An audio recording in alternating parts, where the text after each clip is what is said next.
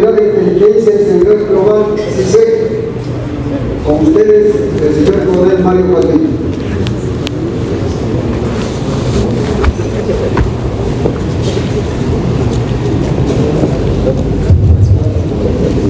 Muy buenos días, señores generales, almirantes, señor embajador de la hermana República de Israel, señores oficiales superiores, señoras, señores. Permítanme antes de iniciar expresar mi agradecimiento a la Asociación de Generales y Almirantes, a los ex becarios y amigos de Israel y a la Asociación de Diplomados del Instituto de Altos Estudios por la gentileza de invitarme a participar en esta conferencia. El tema que quiero abordar con ustedes, si les pasa por favor,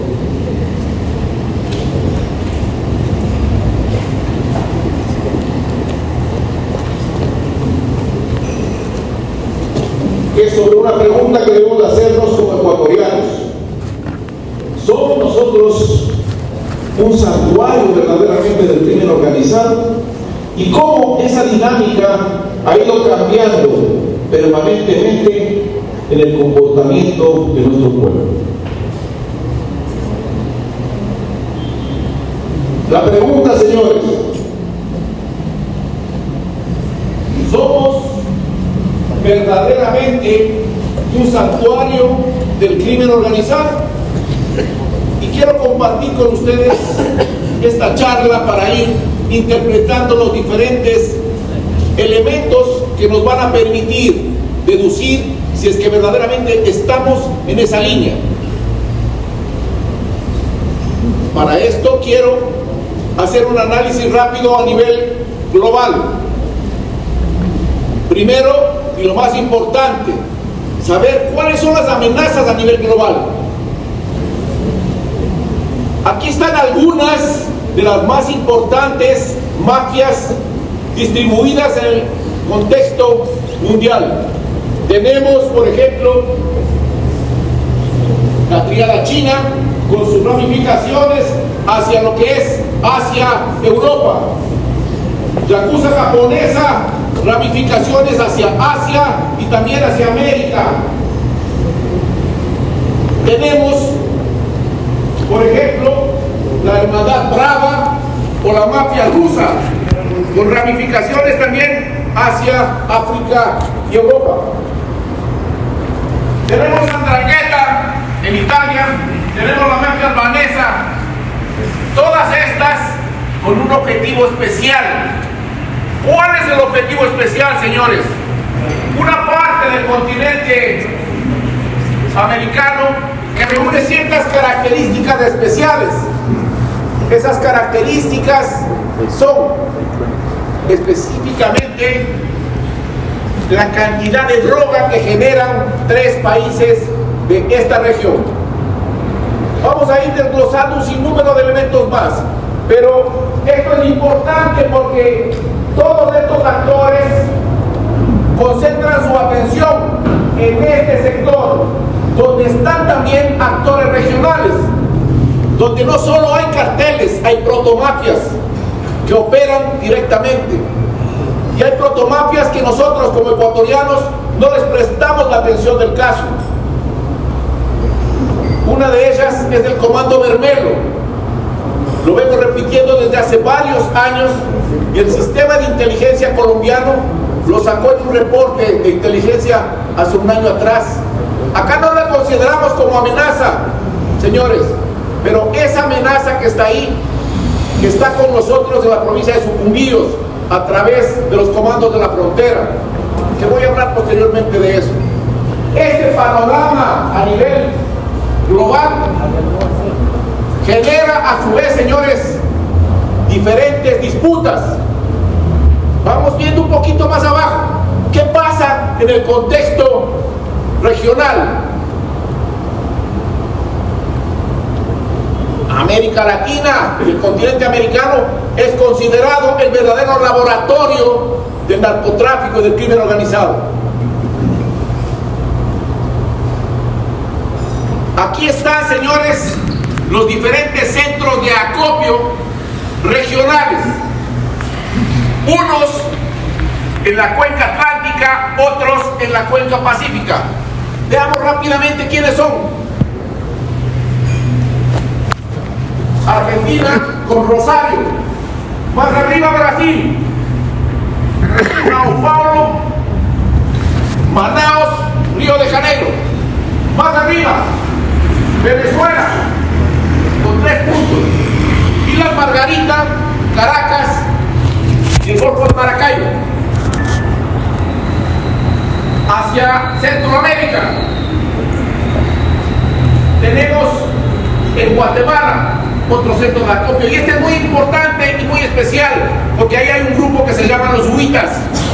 Este grupo lo que hace, señores, es acopiar toda la droga de América Latina para pasarlo hacia México y de ahí hacia Estados Unidos. Estos son los de la cuenca atlántica. Veamos cuenca pacífica. Tenemos Costa Rica, recién desarrollado como uno de los centros importantísimos de droga en Centroamérica, especialmente la salida por Puerto Limón y Moín.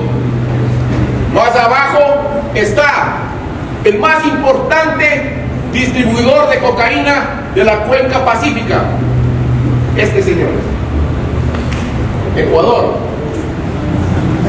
Más abajo está uno que está en proceso de desarrollo, es Chile, porque se dieron cuenta las organizaciones de crimen organizado de que ese país al final del continente no tenía mayores controles por un lado y tampoco mayores atenciones de parte de la comunidad internacional, pues el crimen organizado, como lo voy a demostrar, está trasladando gran parte de la infraestructura a este nuevo centro de desarrollo en el tema del narcotráfico.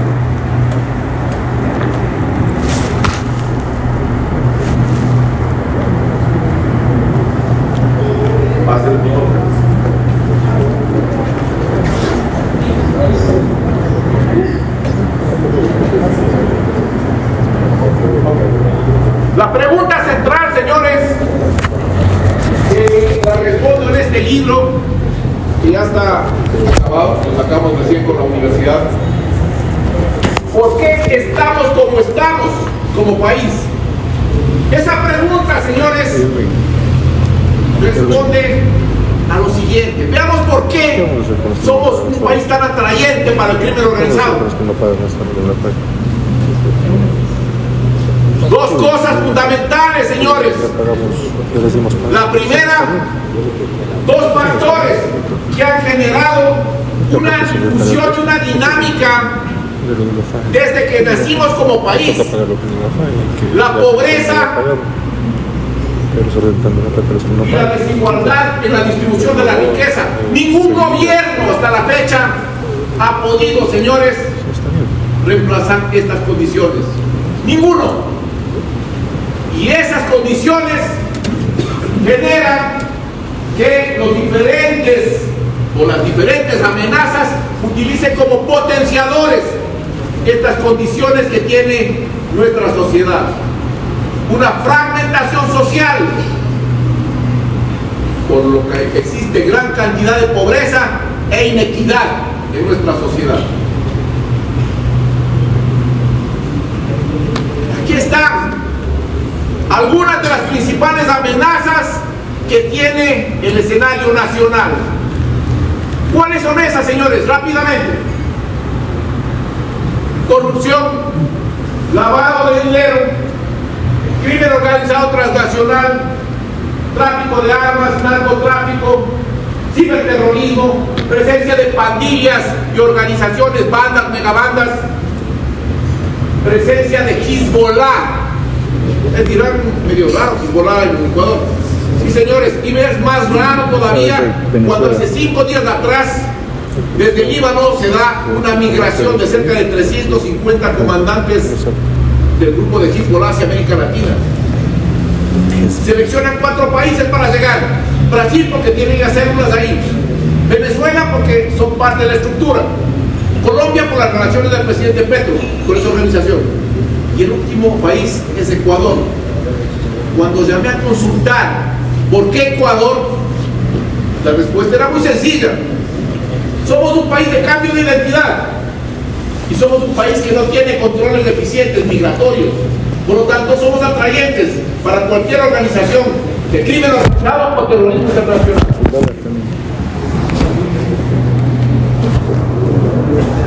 Trata de personas, tampoco les gusta hablar en el Estado de las autoridades que aquí existen cerca de 18.000 personas desaparecidas.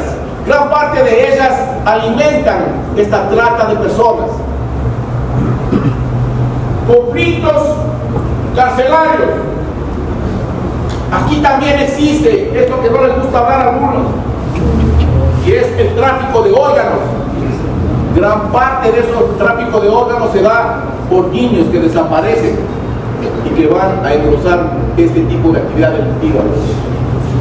Tenemos pesca ilegal, piratería en alta mar, minería ilegal, afectación al medio ambiente, pandemias como el coronavirus, infodemia, que es parte de la gran actividad que existe en los medios de comunicación y en las redes sociales, migración no controlada y ciertos procesos de desestabilización.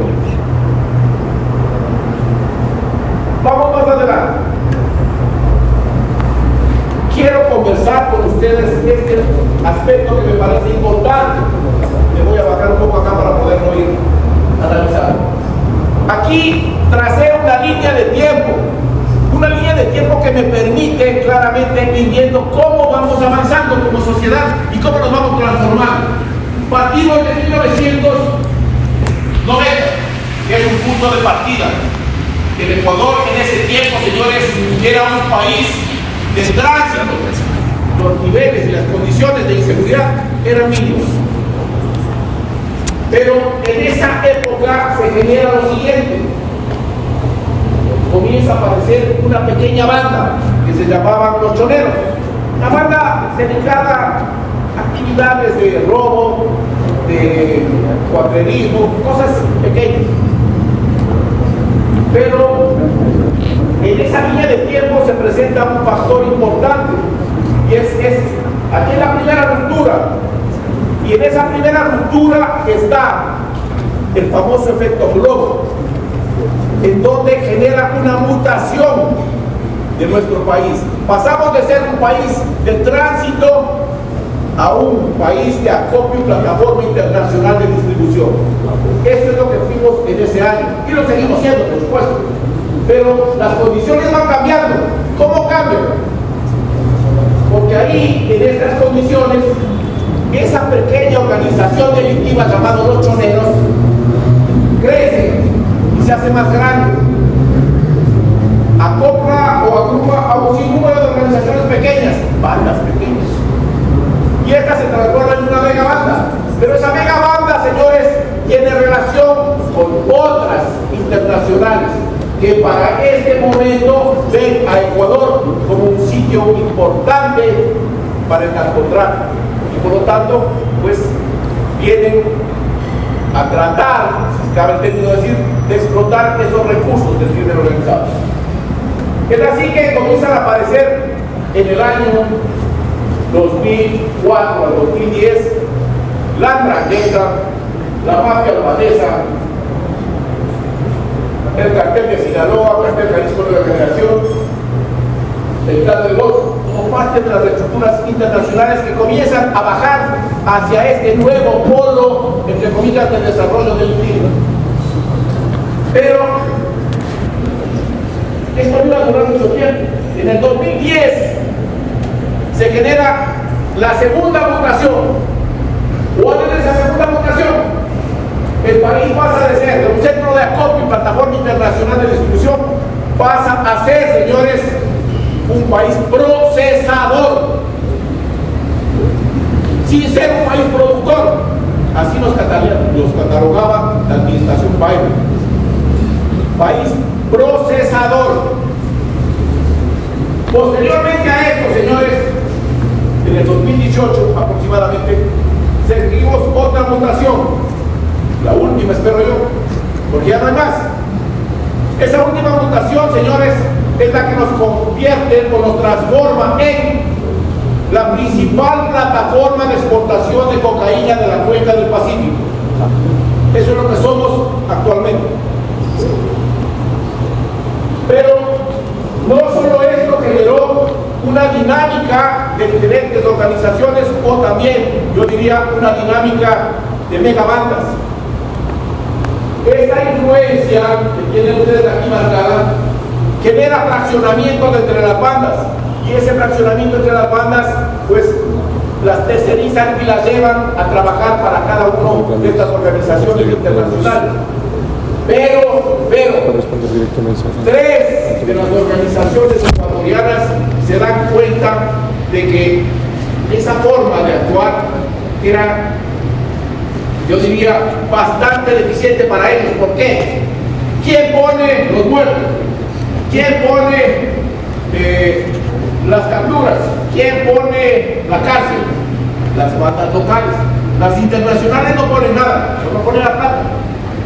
Y a alguien se le ocurrió, dentro de estos grupos, que cambiemos las líneas de juego.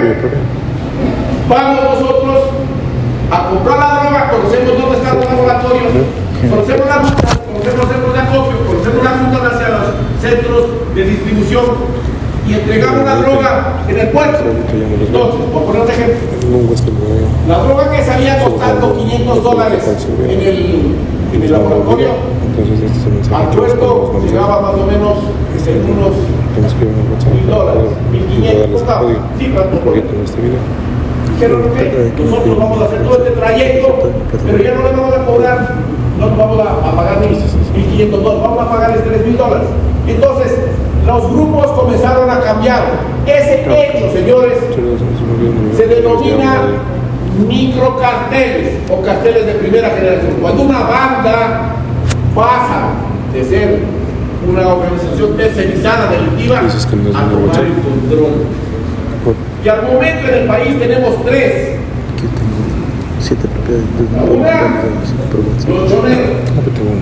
La segunda, Figuerones. La tercera, los dos. Y estamos inmersos en una etapa, la última al momento, que es esta. Conflicto armado interno, que venimos desde el 2024 en este proceso. Estas condiciones no han cambiado, se han fortalecido. Y hemos visto también más abajo, en el incremento de la actividad delictiva.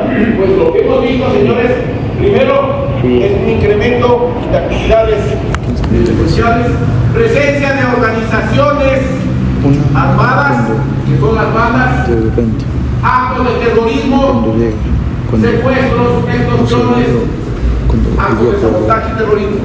Pero aquí hay un punto importante y lo dejé casi para el último. Aquí hay dos actores. Siempre nos preocupamos y decimos, ¿por qué hay tantas cantidades de sicariato? ¿Por qué dicen que hay escuelas de sicario? ¿Por qué dicen que hay casas de pique? Pues señores, aquí en el país tenemos dos organizaciones que hacen eso. La una es frente al agua, menos tal vez. Pero lo más importante es esta que tampoco le dan importancia en ninguna parte. Y se llama Grupo Cóndor.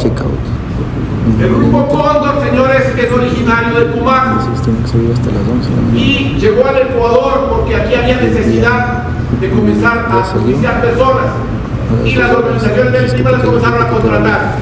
Les contrataron y dijeron: vengan acá y hagan su trabajo.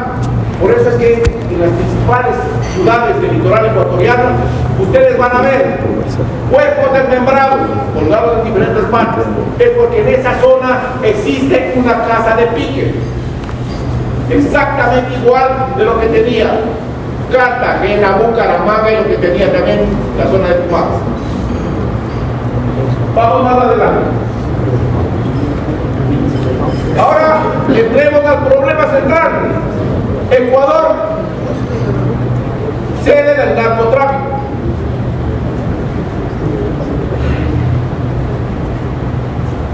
Esta gráfica, señores, me permite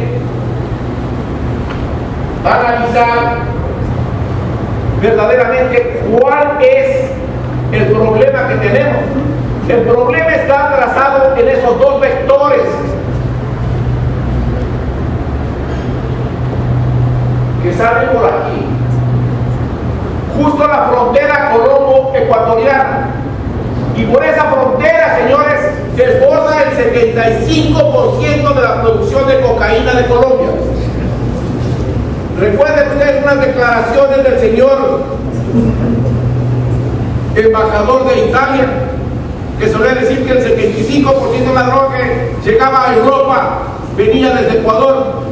No estaba tan disparada la cifra. Era el 75% de lo que desborda el territorio ecuatoriano. Yo les voy a explicar cuánto sale por cada uno de los puertos para que tengan una idea del nivel de comprometimiento que tiene nuestro país. Pero lo importante aquí, señores, es que ya hay actores internacionales operando en esta zona.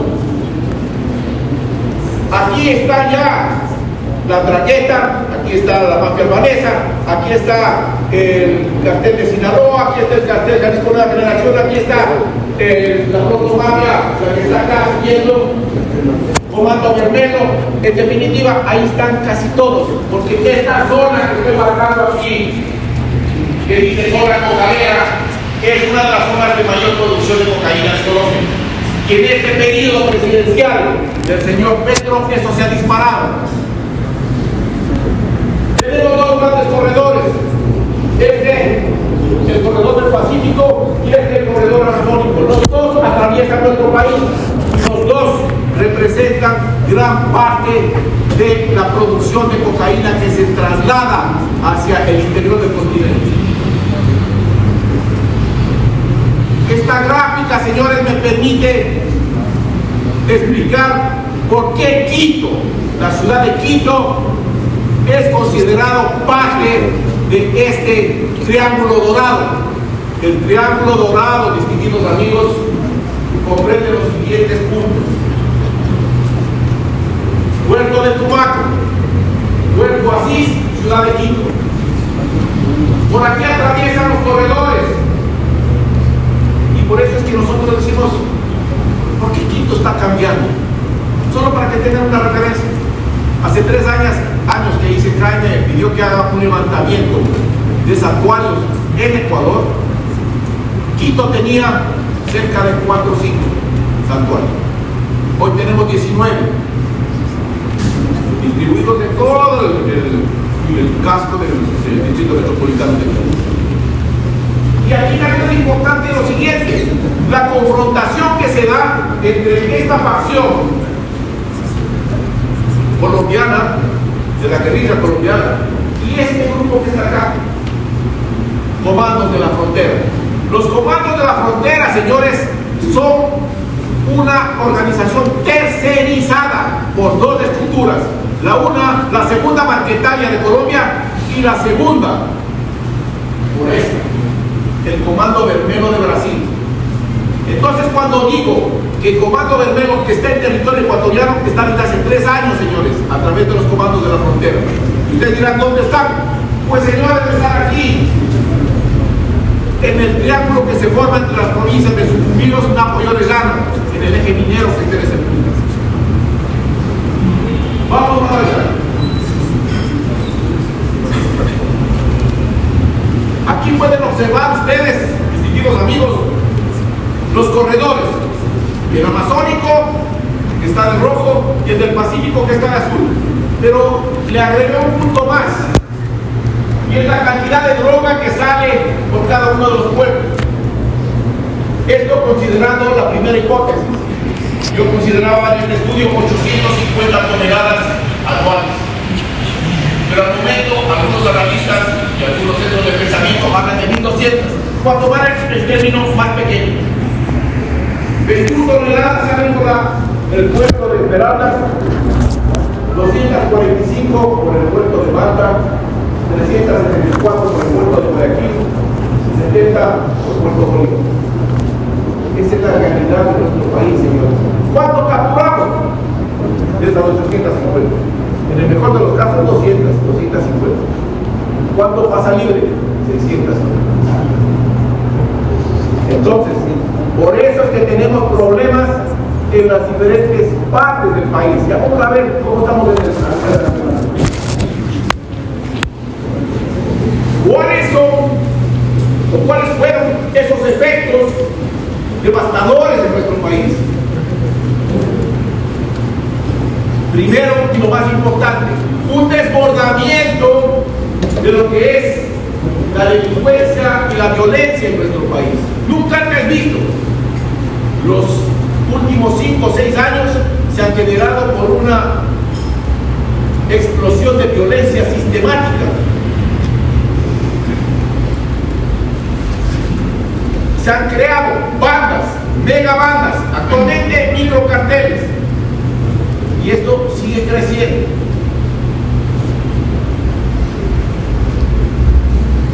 Ahí está representado, señores, todos los carteles, todas las bandas que están operando a nivel nacional. Hay unos círculos rojos, que es donde mayor presencia tienen estas organizaciones. Todas las bandas distribuidas en diferentes provincias. Cada una de ellas tiene bandas pequeñas. Aquí están las megabandas y ahí hay bandas pequeñas, cada una por abajo 5 a 10 bandas. Calculen el potencial que es esto.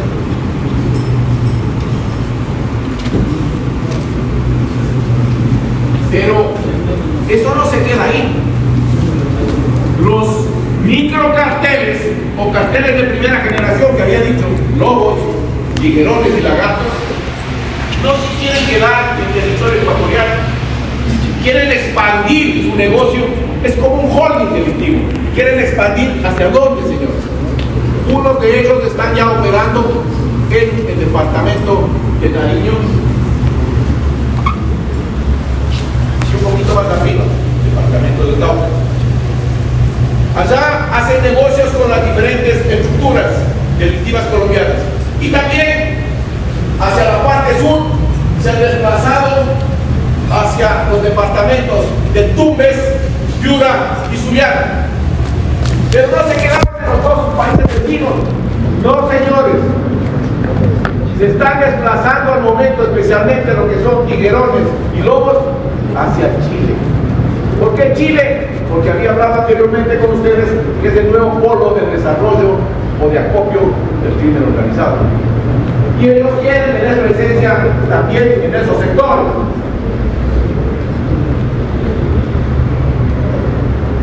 Pero ¿qué pasó con esta dinámica que se genera con el accionar positivo de las Fuerzas Armadas, la Policía Nacional, en el combate contra el crimen organizado?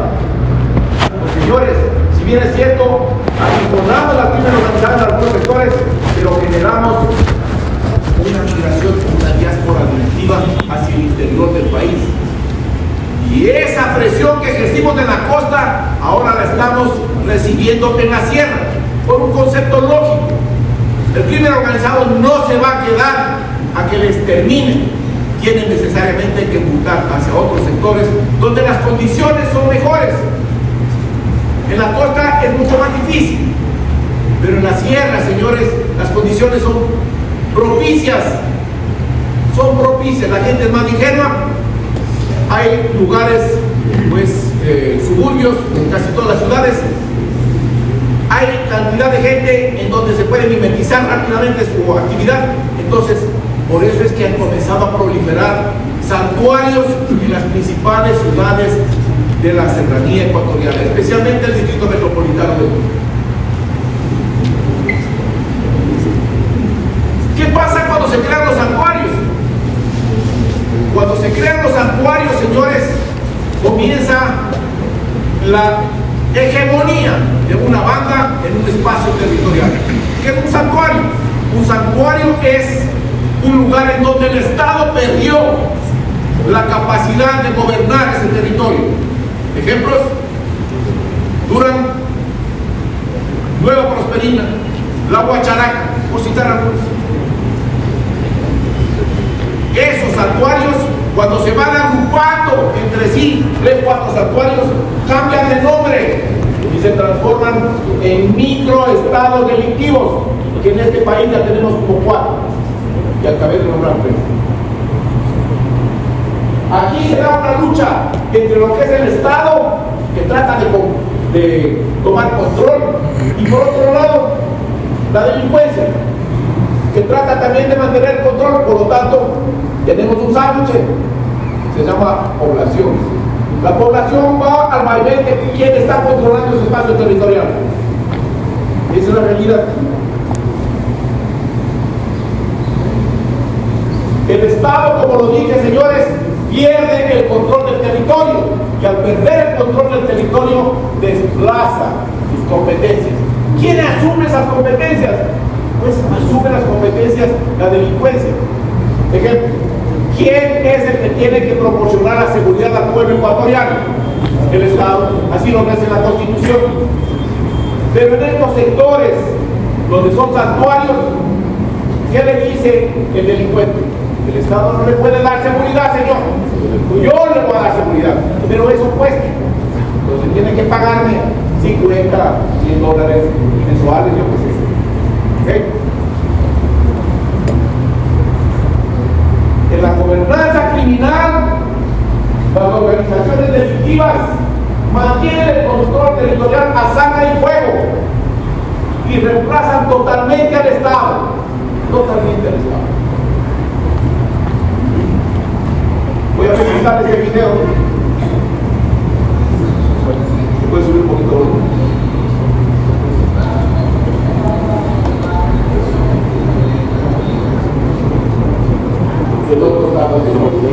Este es un evento de agasajo navideño que debería haberlo hecho el Estado, o el Ministerio de Educación, o el Ministerio de Inclusión Social, cualquiera.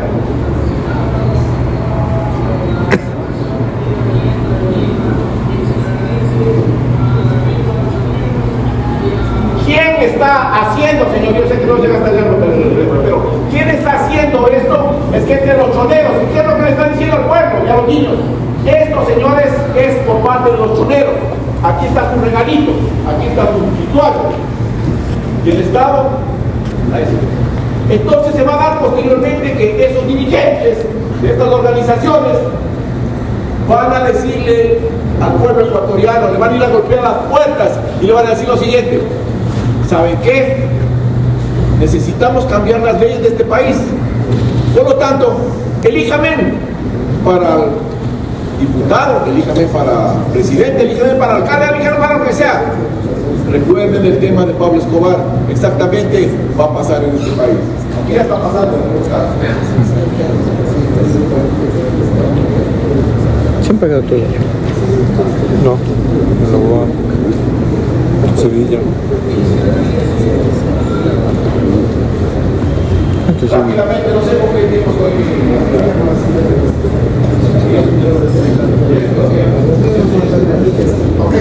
Aquí, señores, se da un tema importante: las repercusiones. Hay 5 formas en las cuales el crimen organizado ha penetrado la estructura estatal. La primera, la que está aquí, la penetración del estamento gubernamental a través de las campañas políticas, donde supuestos actores que vienen a defender al pueblo ecuatoriano lo que hacen es directamente beneficiarse del crimen organizado para estar en funciones y luego servir de tontos útiles para ese tipo de estructuras. Segundo, penetración del estamento de control, Fuerzas Armadas, Policía Nacional, aduanas y todo institución de control que tenga algo que ver o relacionado con operaciones contra el crimen organizado o controles contra el crimen organizado. Tercer elemento, operadores de justicia, que tengas aquí, donde jueces y fiscales de este país levantan todos los días la bandera de la impunidad. Con otras palabras, no tan crudas, la corrupción. Aquí, señores, el cuarto elemento es la penetración del estamento social. Por eso se crean los actuarios, por eso se dan ese tipo de agitación y desestabilizaciones sociales. Y por último acá, señores, tenemos la penetración del sistema financiero nacional. ¿Dónde creen que va a parar toda la plata, el dinero que lava el crimen organizado? En los bancos, pues, señores. y desde ahí complicamos el sistema financiero nacional. Pero no solo es eso. Súmenle a eso que acabo de decir, a los 5 elementos: corrupción, narcotráfico, y este elemento que está aquí, reclutamiento de menores. El país está considerado dentro de los países que mayor cantidad de reclutamiento de menores tiene, solo para que tengan una idea. El presidente de la República decía que estas organizaciones de crimen organizado tienen aproximadamente entre 20 y 25. 14,000 de esos son menores de edad. ¿Saben cuánto le pagan a un menor de edad por estar jugando? Lo sacaron del colegio, lo sacaron de la escuela y lo ponen ahí en un santuario a la entrada para cuidar a las personas extrañas o si viene a la fuerza pública. ¿Saben cuánto le pagan a un niño de 9 años? Que nunca en su vida ha tenido un billete de $20 en la mano. Le pagan $500. Y el papá de ese niño o la familia le ayuda. No vayas a la escuela, ya no pagan nada, quédate aquí. Yo te voy a dar los $20, dame el resto. Eso es lo que hace.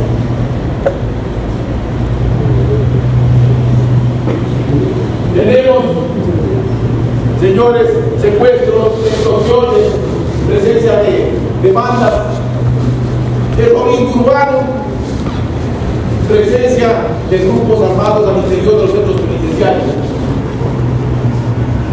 Con todo este escenario,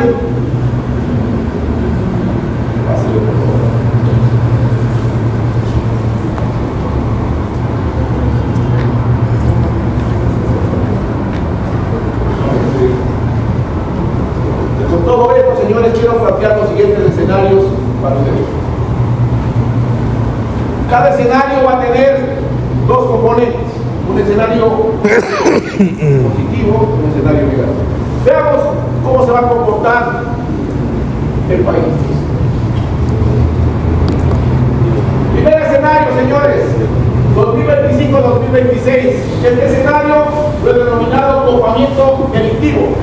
En este escenario, señores, pesimista, existe un incremento de violencia e inseguridad, intensificación de la crisis, fortalecimiento de grupos delictivos, incremento de santuarios a nivel nacional.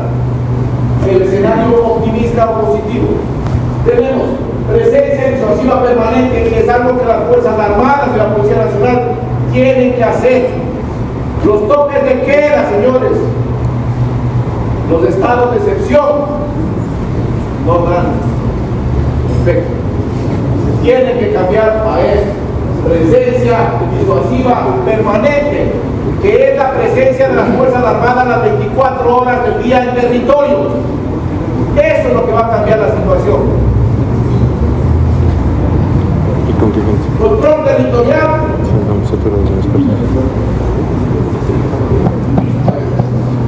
Control territorial, incremento de la cooperación internacional. Segundo escenario.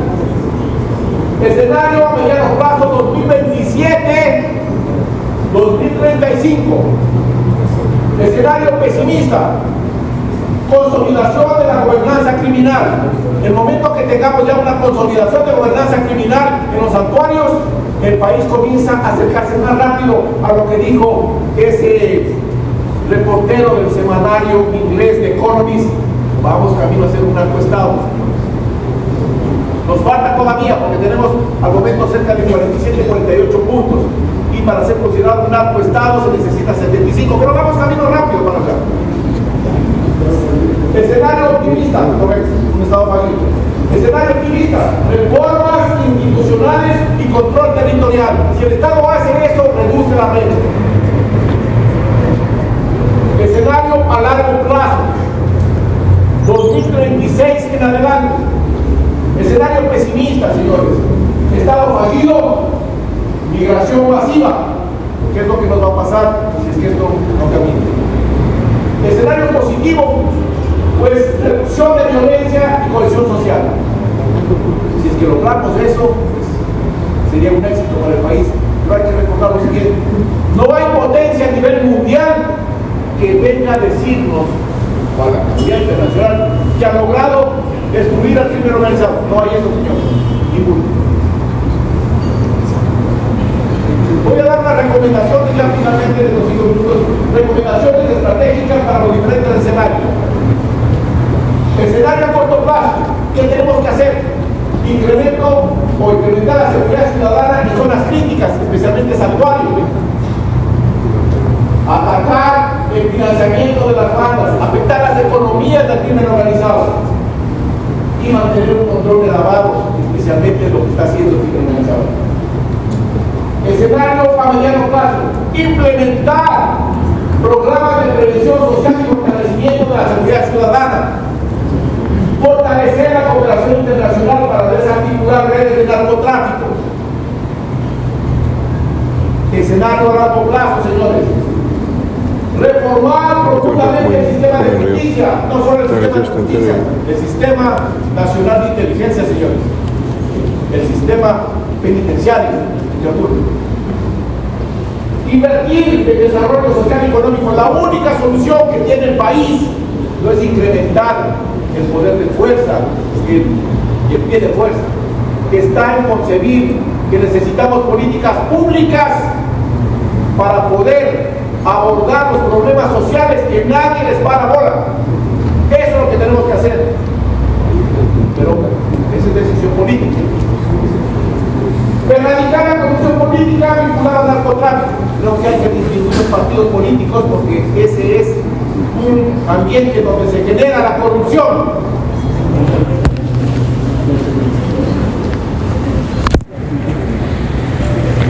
Voy terminando. No todavía. Voy terminando la lista. Esta lucha, señores, del crimen organizado no es solo del gobierno, no es solo de la sociedad, es de todos en conjunto. Y en el mejor de los casos, nos vamos a demorar 4 décadas en restablecer los niveles de seguridad que teníamos en el año 1990. Siempre y cuando exista una condición fundamental, políticas públicas a largo plazo y una cohesión nacional en donde dejen de lado el pensamiento individual, político, ideológico y piensen en función del país. Pero el gobierno, cualquiera que sea, tiene que pensar que este problema, señores, que está aquí, no es un problema de seguridad ciudadana, es un problema de seguridad nacional. Y un problema de seguridad nacional tiene que ser abordado por los entes que verdaderamente tienen que manejar eso. Me refiero al Comando Conjunto de las Fuerzas Armadas.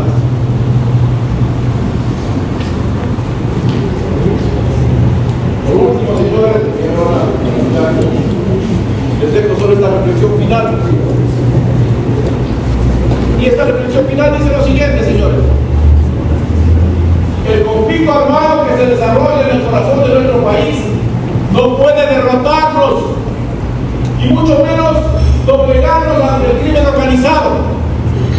Hoy es el momento, esta es la oportunidad que tenemos de pie y demostrarle al mundo la inquebrantable fortaleza y resiliencia del pueblo ecuatoriano. Muchísimas gracias, señor.